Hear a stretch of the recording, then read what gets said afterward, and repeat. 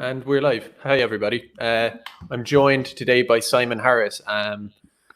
We were just, I'm actually going to let Simon describe himself now because we were just kind of talking there for a while. Simon, why don't you introduce yourself to my lovely audience? Yeah, well, I suppose I'm best known as a YouTuber. I came to a lot of people's attention pretty much as a civic nationalist a few years ago. And then as a result of conversations with Brian of London, I ended up converting to a more solid ethno-nationalist position. And lots of people followed that journey. I write, I blog, I publish books. I've got opinions on pretty much everything. And I'm a generally nice geezer, I suppose. That's how I'd like people to view me. Yeah, sound man. Is that okay? Oh, that is absolutely fine. Yeah, we'll take it. But we were just talking for the audience and for the chat. Simon was just asking me because we've streamed before. I was on Simon's channel with Keith, which I was slightly late for, which I apologize again for. But Simon just asked me off air just how to pronounce my name, which I'm getting a lot from people, and I always say that I should have picked an easier name, a fake name. I certainly it's get better to be authentic. Name, no, I think it's, yeah. We were kind of fooling around with this before the stream. But I think one of the things all of us nationalists to do is we have to. I wanted to understand how to pronounce your name out of mutual respect, if you know what I mean. And I think these elements are important actually.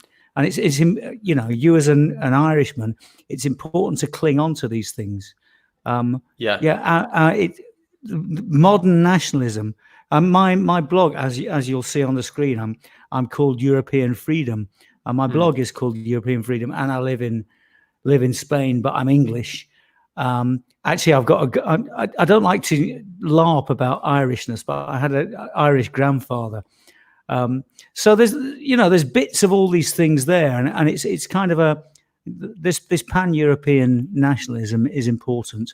We can we if we respect each other, we can get on better than we have done in the past, I think. Yeah, it's just some people just have these killer names, which I'm suspicious whether they're real or not. I won't name them now, but some people have names that sound like proper screen names, type of thing.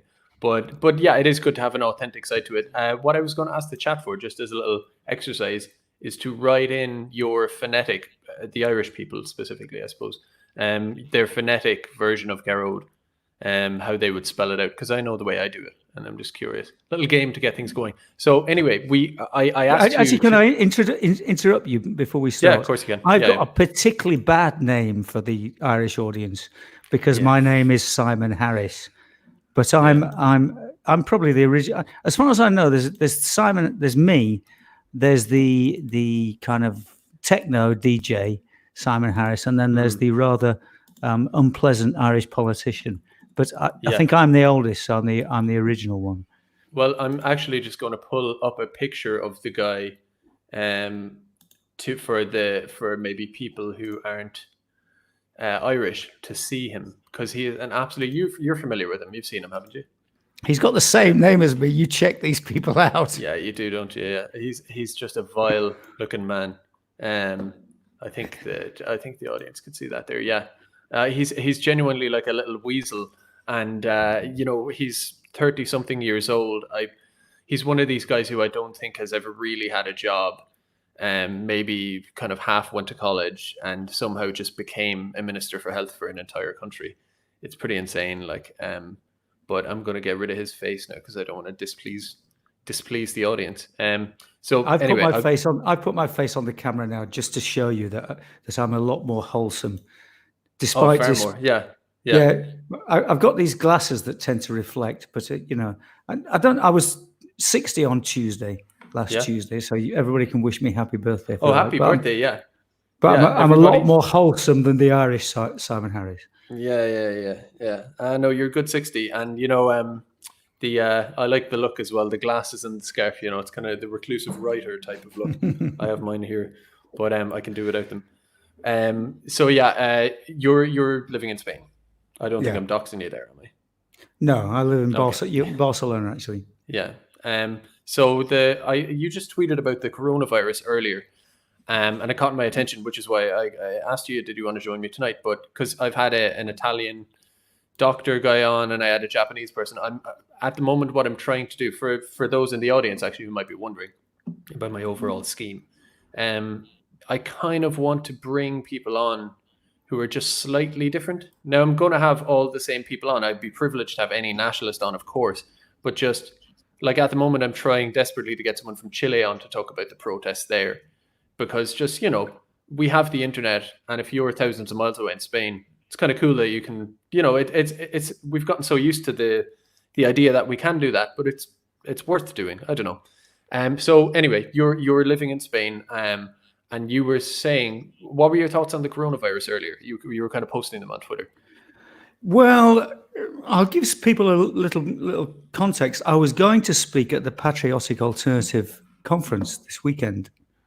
And I've kind of poo-pooed the coronavirus up until quite recently. I knew that something was coming, and I knew what I felt was that the panic and the lockdown is the danger. Yes, I'm 60, but I'm pretty healthy. I look after myself, eat well, sleep well, I'm well loved. These kind of important things. Drink reasonably well. So I'm not particularly fearful for myself. I might be, these might be, I might be speaking, I might be tempting fate by this. So I've been kind of buying tins and packets of rice and extra bottles of water. And I this evening, I've just put everything on the top in the kitchen. And I reckon we've got enough there for 15 days eating reasonably well, more, should they close the shops tomorrow. But this weekend, or in fact this lunchtime, I had to fly to England. I was meant to fly to England in order to speak at the Patriotic Alternative Conference. And if anybody doesn't know what Patriotic Alternative is, it's the new party being organised by Mark Collett and Laura Towler in the UK. It's a really positive thing. And obviously I've been kind of watching things happening. And since my birthday, actually, which was Tuesday, the figures have been going up by about 1,000 a day. And at the moment, let me check the figures. At the moment, there are 4,334 cases declared in Spain, which makes it the fifth country in the world with the most cases and the second in Europe. Okay, I could probably deal with that. But then today they closed down all the schools. Yesterday, any meeting of more than 1,000 people was prohibited, was cancelled. And the real alarm bells went off last night, and I realized I couldn't leave the people I love, which is my wife and daughter, when all of a sudden on the news they mentioned that without any warning, 5 towns just about 60 kilometers northwest of Barcelona had been closed down, had been quarantined. People can get in to go home. I couldn't get in, for example, but people can get in to go home. But once you're in there, you can't leave. And I just thought, okay, this might develop rapidly over the weekend, so I can't leave because I can't run the risk. I might be being alarmist, but I quite simply cannot run the risk of being stranded in another country whilst some kind of crisis, however invented it may be. I'm not certain. I'm a little bit skeptical about what the coronavirus really is, but I just can't be separate from my family at this point in time.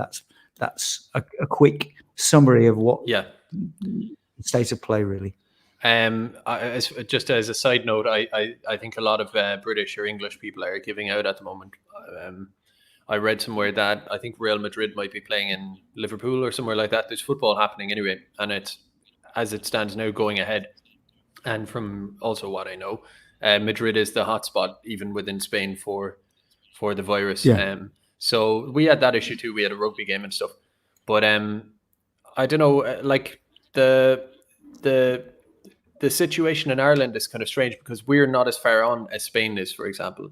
But at the How many same cases time, are there in Ireland? there's 90 today, so that's the most recent. But um, by the way, am I on your side on the YouTube? I might be getting feedback just from my end. I mean, Oh, it's muted. Okay. It's just on I my can end. see the chats, but I'm not getting any sound. That's all good. But so what's yeah? I found it strange in Dublin today. There's everybody's. It's kind of like two things. In one way, everything's going on as normal, but in another way, there's this spooky, weird feeling out there. I don't know what it is. Maybe the crowds are just slightly thinner. The shop shelves are kind of empty. Every person you go by is talking about virus-related stuff, and I think it's the first time. In not just in Ireland but internationally, it might be the first time since World War II there's been a kind of a sense among the general populace that I don't know the goings on of everyday life and the kind of system continues as normal. Like you think about something like 9/11 or a terrorist attack in Paris, it happens one night and people are shocked. But the feeling you have is that, well, it happened there. It's kind of scary. We have conversations about Islam and all that. It's taking over or whatever. But in reality, you think that's not going to happen to me. I mean, the astronomical odds are that that's not going to happen to me. Whereas everybody's being hit by this. The other thing is in Ireland, I don't know if you had this in Spain, is that we went from literally 2 or 3 days ago to, and we can talk about the origins of this virus and how real it is. But right now we're kind of talking about perception anyway. But like a couple of days ago, it was like, there's nothing happening. That was the word from our leaders. There's nothing. Well, they're like, we're taking the appropriate measures. It's all good, whatever. And within 2 or 3 days, the whole country is on the brink of shutting down. And I'm getting DMs about military kind of mobilizing in some description or another, field hospitals and all of that. I'm hearing a few institutions I'm familiar with are planning to close down for months secretly. All of this stuff is going on and people start to wonder. It's basically the idea that what if none of us can go to work for longer than 4 weeks? And what if nobody can work? And what if the supermarkets close down? That kind of fear. Like, what do you make of would you agree with me that that's unprecedented I'm 28, in my lifetime, maybe in yours as well? Yeah, I mean, as I said, nothing similar has happened. And the strange thing is, it's like, or this is I've suffered from dreadful cognitive dissonance today, because I've cancelled something I really, really, really wanted to do, and I'm in the situation of, it's happening, but it's not happening. We're scared of something, but nothing's changing. There are fewer people. Some of the shops are closing down. As you say, there's a little bit less food on the shelf, but it's not a crisis. There's nothing to grasp. There's nothing to cling to about it. It's a very weird sensation. It's very eerie. Very eerie. And I live very close to the center of Barcelona, and normally it's kind of a happy place full of lots of tourists. There are fewer tourists. There are not as many people. In an area like this, you'd expect loads of people, and it's just there's a tension that's very difficult to pinpoint. Everybody's going around doing everything apparently normally. I imagine actually here things will change quite significantly after the weekend. Everything will close down after the weekend where we are here, and then Monday we'll wake up and it'll be quite a different world. Speaking to lots of people were planning on closing bars and shops tomorrow morning. So the center of Barcelona will be closer to a ghost town as of Monday, I think. Yeah, it's so strange because even, again, whether it's reality or just perception, kind of is somewhat irrelevant at the moment, at least in terms of thinking about it, for now, because the perception in a sort of way is reality. And it's just that kind of feeling of like, what if there is no stuff on the shelves? What if there's no jobs? In a way, it's kind of like a dissident nationalist right wing or whatever you call it, it's a kind of a fantasy that people have always had, which I think is misguided. Nobody wants this, right? In reality, offline, off 4chan, whatever it is, we don't really want it. But people have kind of teased the idea, like, oh, if we could just return to tradition and stuff. And sometimes people LARP about these catastrophic events or whatever. But it's just fascinating that I'm talking to normal people who aren't concerned with politics or culture, and they have this feeling and this kind of anxiety. I mean, I've spoken to people who are like, I need a drink. They're going, God, I need a drink from all this coronavirus stuff, right? They're genuinely worried. And I can't deny, I am a little bit too. Now, I just want to ask you, in terms of Spain. So in Ireland, we've had technocrats telling us we're evil for hoarding food or stockpiling food.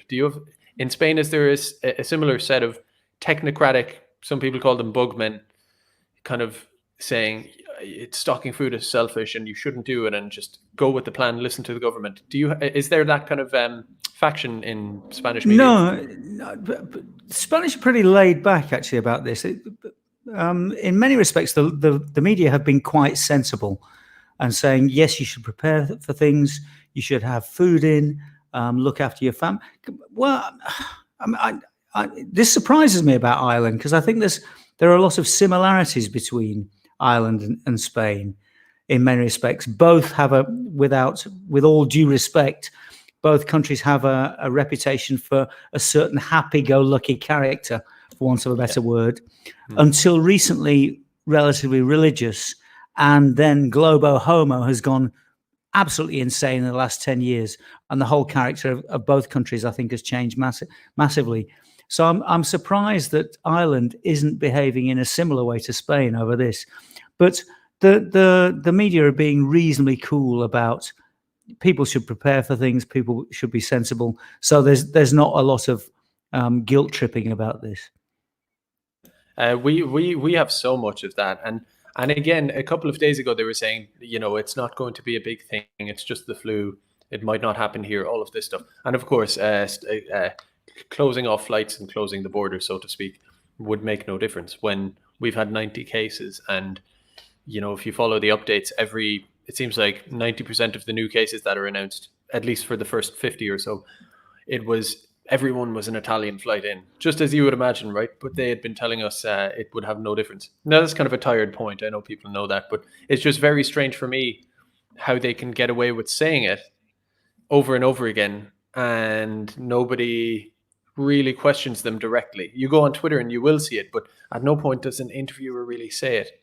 We had one woman on primetime TV say it to a politician's face, and it felt kind of revolutionary. But they're not well questioned in this country, and I don't know what the plan is. Maybe I think there is this idea of getting herd immunity to happen. You just kind of get people infected a little bit at the start, and it will run its course, and you're just kind of like, have you had any thoughts on that? Because if, say, you had a herd of cattle and you knew they were going to all get this disease eventually, you might just say, I'm just going to let it run through quickly and just make them immune and get it done. And do you see humans maybe as being kind of treated like livestock in that sense, maybe by higher powers, and who are being then secretive about it, of course? Yeah, quite possibly. In fact, the delectable Katie Hopkins made a tweet on exactly this topic earlier today, and I can't remember. I said something rather unpleasant to her. I think the problem is it's controlling. It's a question of crisis control. In many respects, they're right that everybody needs to develop their own vaccination, their own develop their own immune system. So you have to get the disease. But the problem is, if thousands of people get the disease, the illness, or get ill all at the same time, the public health systems simply aren't going to be able to cope. And in those cases, when the public health system is overloaded, that's when lots of people are going to die. So it's actually important, I think, to make a more level gradient on the curve. And that's the reason why it needs to be slowed down. It will get everybody in the end, I suppose. But, what's happened in Spain, 1,000 new cases every day. There's a doctor, I can't remember his name, but a doctor from the Midlands in England who's very good. I was here listening to him today, and he reckons that you have to extrapolate the official figures and multiply between 10 and 20 to calculate the real cases. So if there's 4,000 odd here in Spain now, we're actually probably looking at something between 40 and 80,000 people. So this is going to happen. That's Dr. John Campbell, I think you're talking about. Yes, that's him. He's the guy very who good, does, actually. He's great because he gives great information, but he wears a fleece. You know, he's cozy in his house, no pretensions, and he does his kind of presentations with a camera pointing downwards and sheets of paper with the things drawn onto them. You know, yeah, that's the far guy. more authentic than a StreamYard or OBS or whatever. He just kind of looked at it. He didn't figure out all the streaming software. He just kind of found the camera and went, how can I show it? And he found pieces of paper and I'll draw it and point the camera at it. That'll do it. As opposed to uploading slides or, figuring out all of these different things. It's a really good channel, actually, that. Now, I wanted to ask you about kind of conspiracy theory versus reality, let's say. I'm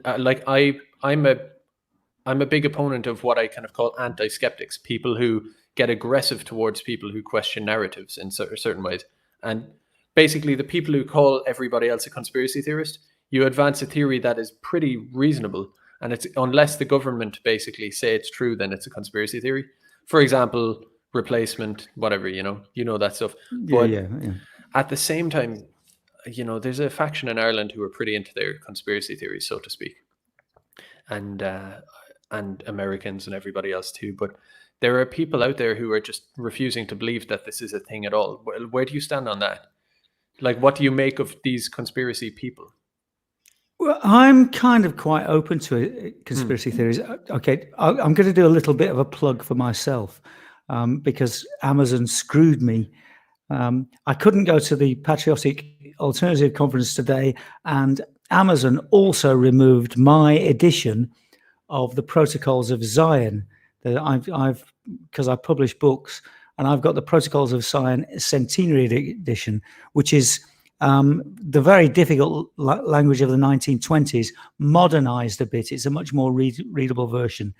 Until it was removed yesterday, it had 15 only 5-star reviews.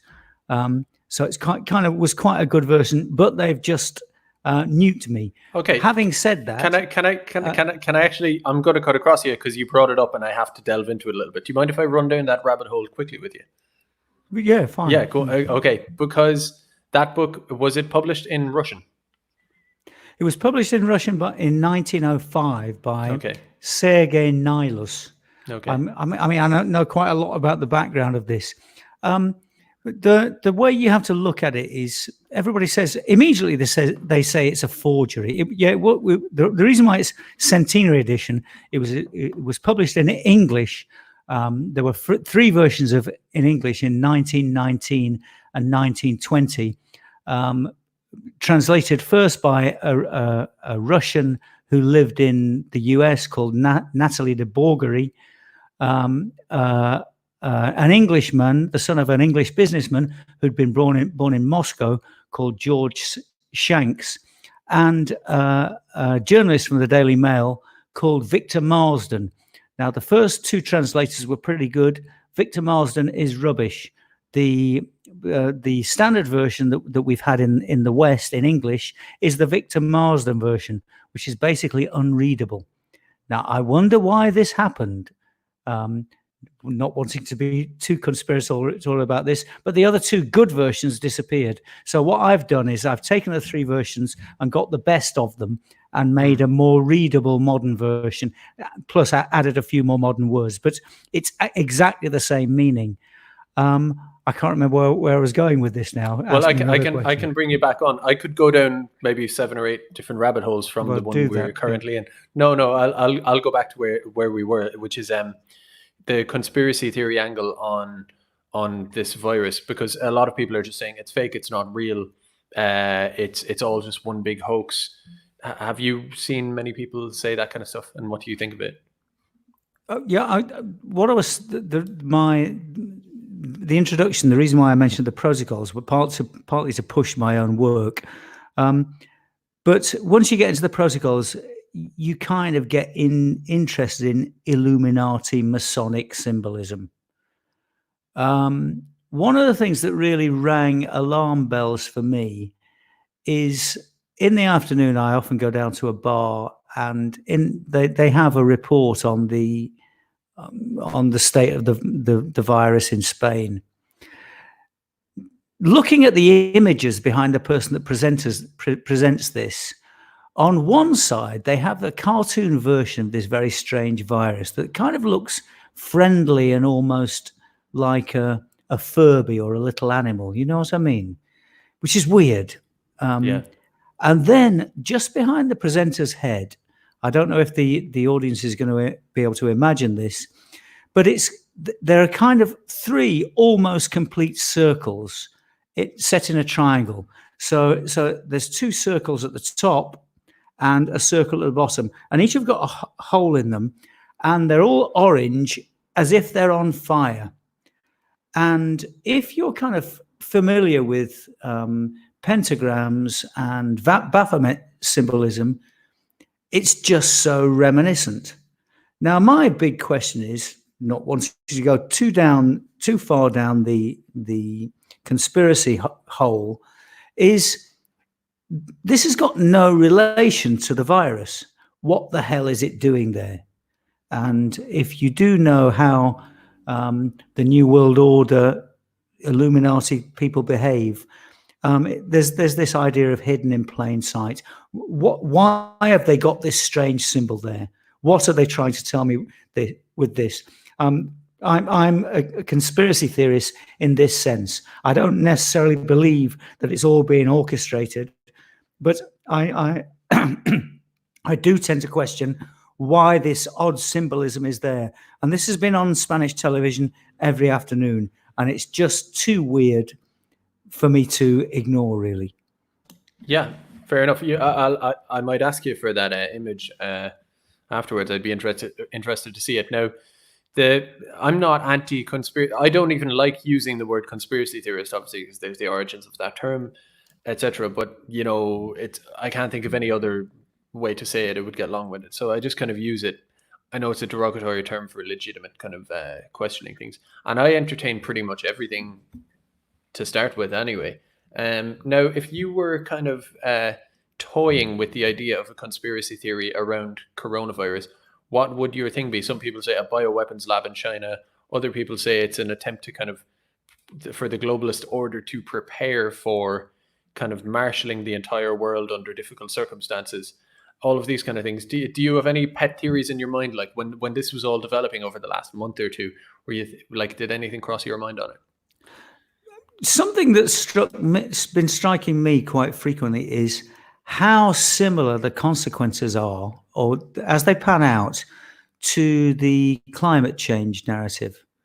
They're telling us we can't travel. We've all got to stay at home. We've all got to. It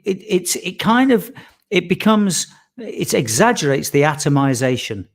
And I haven't really thought this theory through, but isn't it odd that how both the objectives of climate change and the way coronavirus seems to be panning out, they seem to take us to a very similar place. I need to think about this a little bit more, but I do think it's odd, really.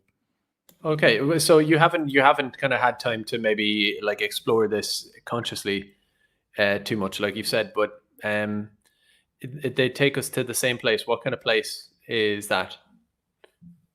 Well, we can't travel. We can't eat red meat. We will end up being bug people. We'll work from home. We'll have less social contact. It's all about isolating yourself from other people. It's a complete destructuralization of society. This whole thing about living in pods. I don't know. Here I'm perhaps going too far. I haven't thought about this enough, but there's just something weird about it. Yeah, I mean, which I can't quite put my finger on. whether you're exploring, I find it's good to explore these things, because even when I listen to a, let's say, conspiracy theory that on a factual basis I'm doubtful of it. Like at the moment, like in case the audience are curious, I personally think this virus is real, obviously. Well, I think obviously, and I err on the side that it just developed and released, because the Spanish flu happened in 1918, when apparently slightly before the global world order. So for the person who's saying that it could only be a conspiracy, they would have to argue that viruses for some reason can't happen anymore. You know, like if we agree that a virus can happen, then it's possible that it is just that. And so what I'm saying is that I err towards the side that it probably is just what it kind of appears to be. But there's the off chance that it's not, for one, which is one reason you want people exploring the idea. And the other thing as well for me is that even if it's not quite accurate, there's a thematic truth in a lot of these things anyway.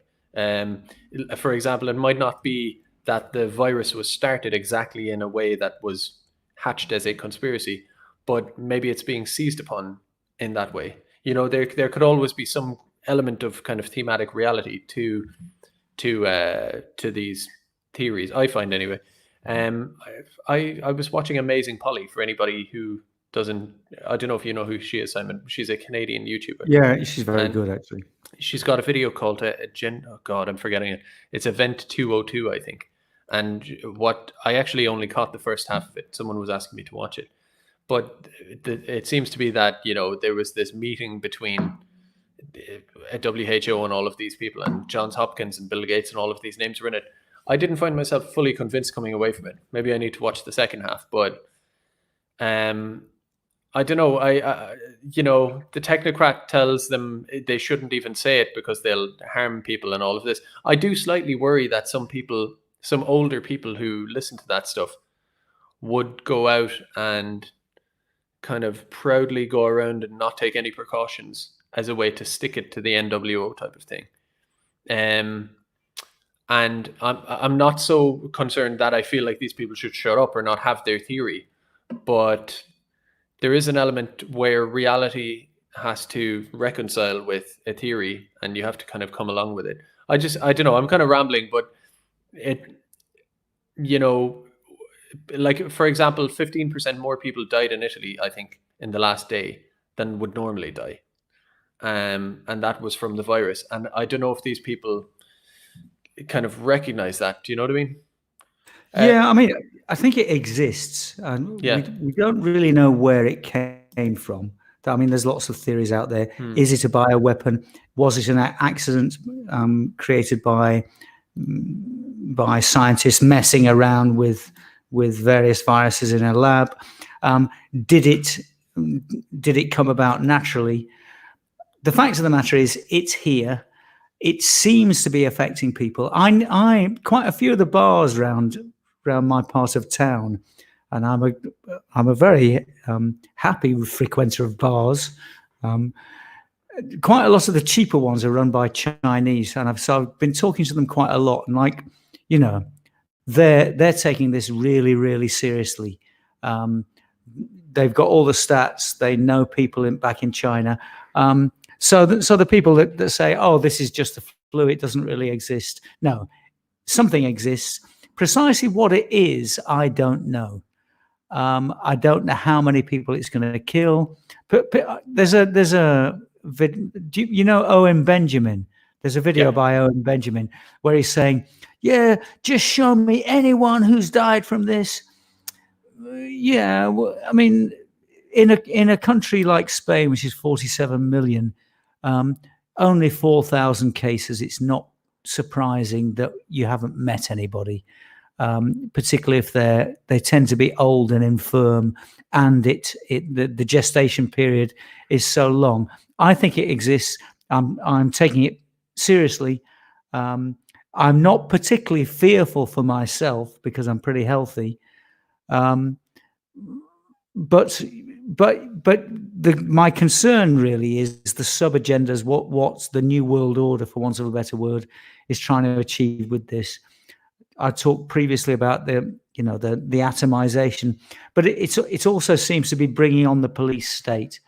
they now have the right. They're developing the right to close down towns and cities, and you're a wrong 'un if you break out of there. I mean, the interesting thing about Igualada, north of Barcelona, that they've closed down, is we've got friends. They're not friends of mine, but my wife is receiving the odd telephone call and WhatsApp from someone who actually lives there. So I know it's true. They can't get out. And it seems to me that they're just changing our perspective on things, what they're permitted to do to us. That's what I wonder if that's the objective, really. Yeah, just a note on the one final thing it just occurred to me on the conspiracy theory side of it is that in a strange kind of eclipse or like kind of a blood moon or something type of event, the quote unquote conspiracy theorists and the quote unquote technocrats lined up on it's just the flu, bro. That rarely happens. Those two are mortal enemies usually. And they actually lined up on the same thing. They were both saying it's just the flu until about a day or two ago, and they've kind of realized it. And now maybe that is kind of, I think people are slightly walking it back, at least to say that it's really happening, and you can work from there. Your point on this place north of Barcelona being shut down, it's scary, isn't it? There's a place shut down. There are these men in hazmat suits like spraying entire streets we saw in China a few weeks ago. There's something just inherently scary about that, I find anyway. It actually gives me a sense of dread. This kind of militarized state, and they have free rein to do it because everybody is afraid. It's weird because a lot of nationalists would have said, you tell me if you agree, but in advance of this would have said a thing like this is great for us. It shuts down open borders. It kind of puts the liberal world order on blast or whatever. But on the other hand, what you say is clearly true as well. It elevates them. It makes them stronger. I wonder how this will pan out going forward. Do you think it will make them stronger? It might make them stronger in terms of raw power to quarantine people. But what do you think the political longer term effects? Because this is going to go on for a while. What do you think the consequences of this will be politically? Well, I think this is, and I suppose my thoughts as a result of today is, it's only between yesterday and today that I've really taken this seriously, because all of a sudden it's affected my life and I've had to take a life decision based on this. And I knew, and we're obviously approaching a paradigm shift. Things like 9/11, the crash in 2008, Trump, Brexit. There are all these narratives that dominate our thinking for a period of time. This is obviously another one of them. It's also kind of interesting that it coincides with another attempted migrant invasion of Europe. Isn't it strange that nobody's talking about the number of cases on the Turkey-Greek border? I would think this would be the perfect place to incubate this kind of virus. How these two things interact, I don't know, and how this is going to play out in the end, I suppose it depends on how we develop our own narrative. I think it's becoming clear. And this is the case in all politics, and this is the reason why they want to close dissidents down. And bizarrely, in many ways, having come to this decision, I'm quite pleased that I'm not going to the Patriotic Alternative Conference, because all of a sudden, from one day to the other, what would have been a very good speech about red pilling people, in the conventional sense, my mind has changed. So I think people like you and me, or people like us, people in the chat, need to start getting our heads around this. First, to identify, as we're doing this conversation, the aims and objectives of the controllers, what they want to do to us with it. And the important thing to remember, and if you know a little bit about these conspiracy theories, the controllers, the elites as we call them, aren't all powerful. They're a relatively small group of people who try to impose their will on everybody else. We have to be intelligent and look for gaps in their narrative and exploit them. But at the same time, I'm not one of those people who's kind of rubbing his hands with glee, thinking, "Okay, we're in the dystopian future now. Let's see what we can." No, I want to keep myself safe, the people I love safe, but at the same time, let's think about how this paradigm has shifted, and how we can exploit it for our own purposes. Yeah. So it's I completely agree with you on the, let's say, the more wholesome point of view, which should be everybody's really. Just look after yourself, your loved ones. Like if it is killing off older people, we all have, or not we all have, but some of us hopefully have parents. Some people in the chat hopefully have grandparents and everything else. Elderly people in our lives. We don't want to be losing them, and it's not like they're just. I don't mean to virtue signal everybody does this, but they're not just older people. Some of our older people are extremely valuable. To sit down with one of your elders, one of your grandparents, or just someone else, to speak to them, it can be a really amazing, important experience for everybody. So the idea that it's like, oh, it just affects old people, don't worry about it. To get 1 or 2 more good years out of your grandparent is extremely invaluable. Like, now in terms of thinking about it, that's it. We need to have a think. So yeah, that's what I was trying to get at. On one hand, we just need to be concerned and grounded in the moment. But as cynical as it sounds, these globalist institutions, as well as our kind of ground level scummy far left Antifas, and the NGO crowd, and the liberal bourgeois champagne socialist crowd, these guys are all sitting there thinking about this. They are. So we need to be having a big think about how this pans out, what it really is. And I think we've kind of done that a little bit in this conversation, maybe, I dare say. Opened it up a little bit. Hopefully we're getting started. I've been thinking that I might start blogging about this now, and incorporate, given that there's an element of conspiratorial thinking in me. You try and incorporate. Perhaps I'll go back and look at the protocols and some of the conspiracy books, and see how something like this fits in. As I said before, you got in touch with me this afternoon because you saw me tweeting, and I was tweeting because I was a little bit upset. So I've not fully developed the ideas. These are just ideas that are occurring to me. But I definitely think we're in it's a paradigm shift, and this event, and the migrant invasion are going to be the two events that probably define the next few years, and possibly the economic collapse that comes about as a result. Yet lots of things are changing now, and so we need to take a step back and think about them. Yeah, that's one of the reasons I contacted you. When I saw your tweet, I DM'd you straight away, because there's a lot of people giving these hot takes, like very certain opinions. And it's when I saw that you were somewhere between the line of, oh God, this is like a bit of a hype, a bit of a hoax. I don't know what's behind it. Not a hoax, but it's overdone and it seems like an agenda. And also maybe, oh, this is getting serious and it's quite real as well. I think to be in that space and willing to think further along is the perfect place to be on this. Yeah, well, I think it's the rational space. My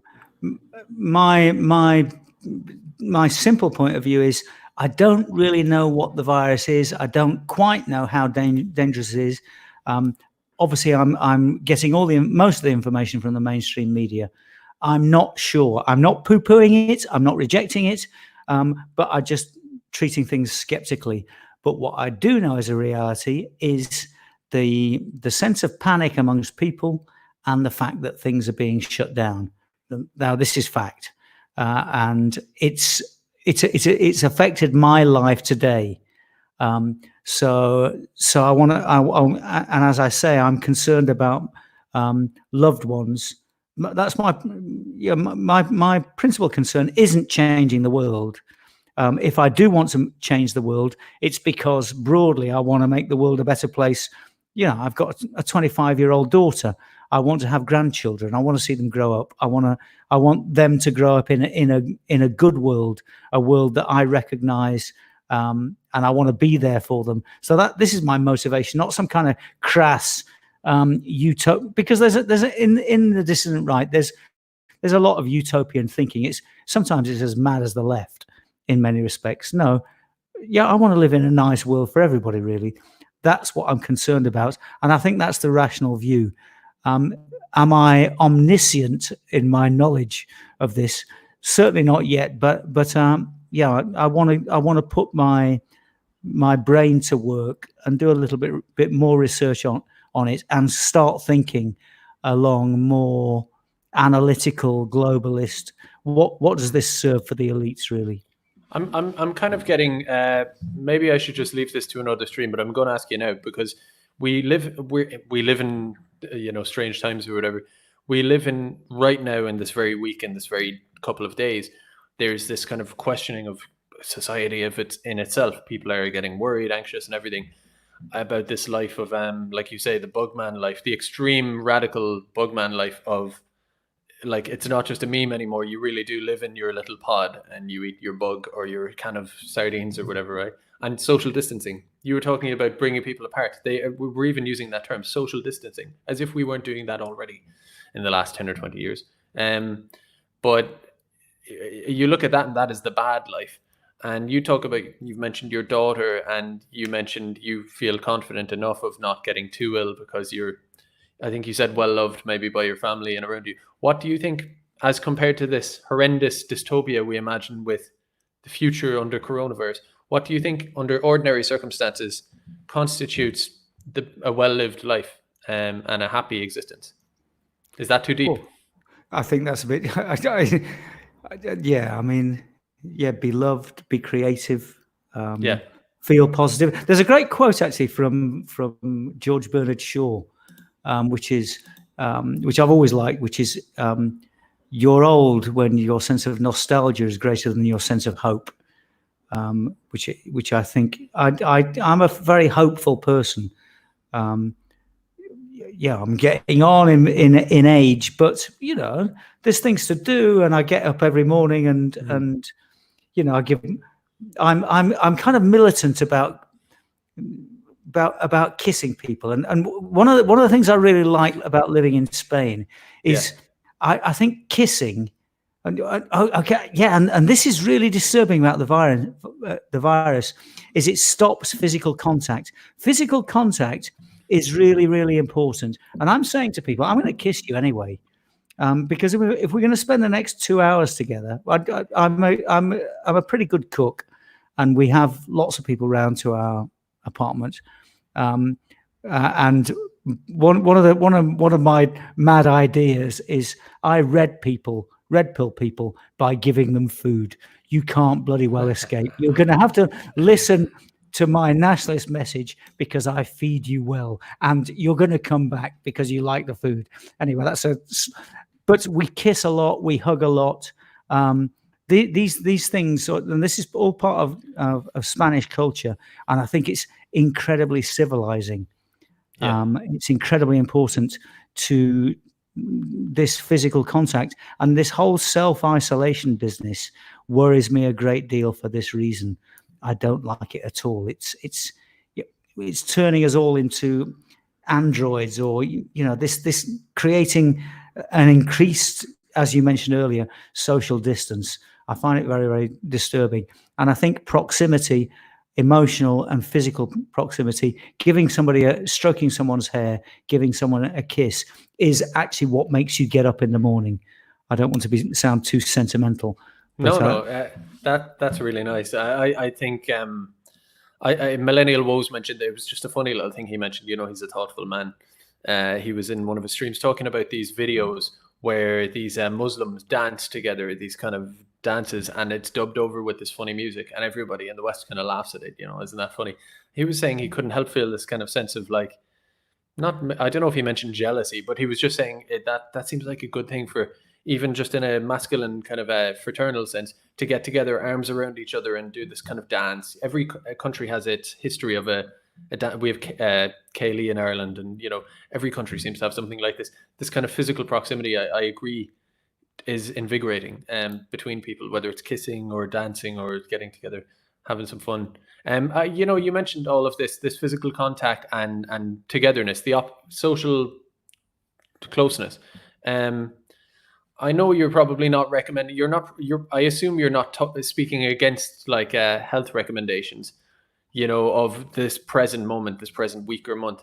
But it's probably something to look forward to when the virus is over. Am I approaching a cheesy conclusion? Maybe, but you know, when this is kind of, maybe this social distancing can be a lesson to value how much you know, we should get together more and spend time together once it's over. Is that cheesy and cringe?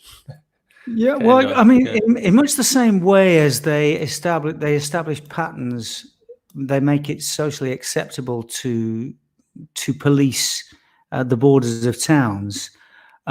Breaking these traditions, you know, if this goes on for 6 months and people stop kissing each other and people stop going down to the bar and people stop socializing and people stop. Yeah, I used to be a big football fan. I see that it's part of the bread and circuses now. But a big part of my integration process here in Catalonia was actually supporting Barcelona. I know they're a Globo Homo club, but you know, hanging around with guys down the bar and talking football. There's 5 or 6, 7, 8 of you, just a gang of you.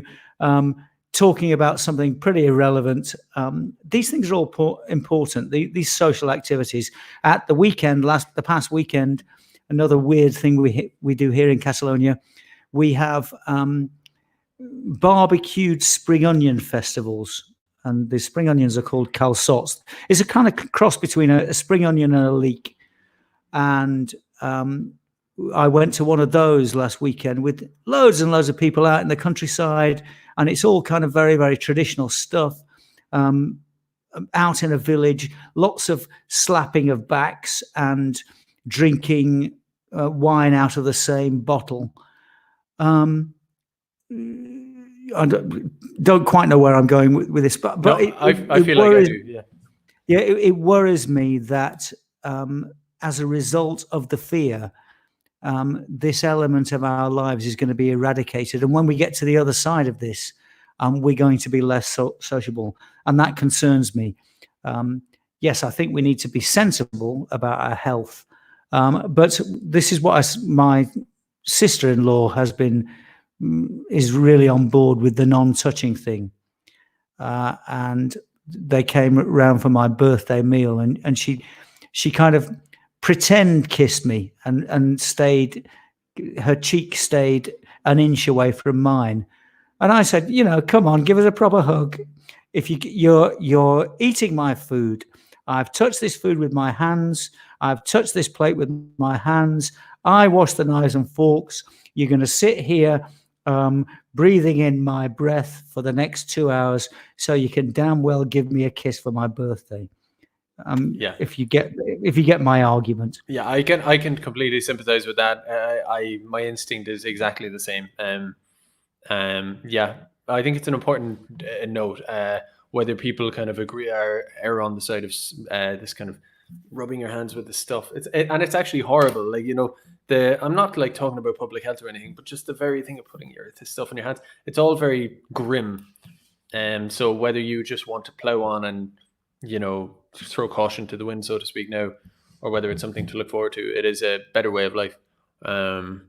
That festival you're talking about, that spring onions one, I want to go to be honest.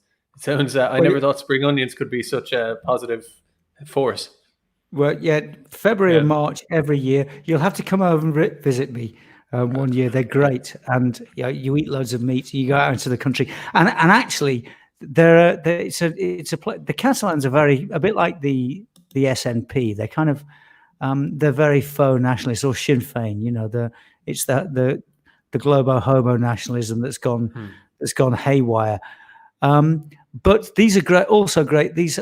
I find that going to traditional activities are great places to get people, because if somebody we've got lots of these traditional things, and the Catalans are much like the Irish or the Scottish. They're very proud of these things, but they've got this kind of lefty liberal politics, most of them, okay, you're standing here.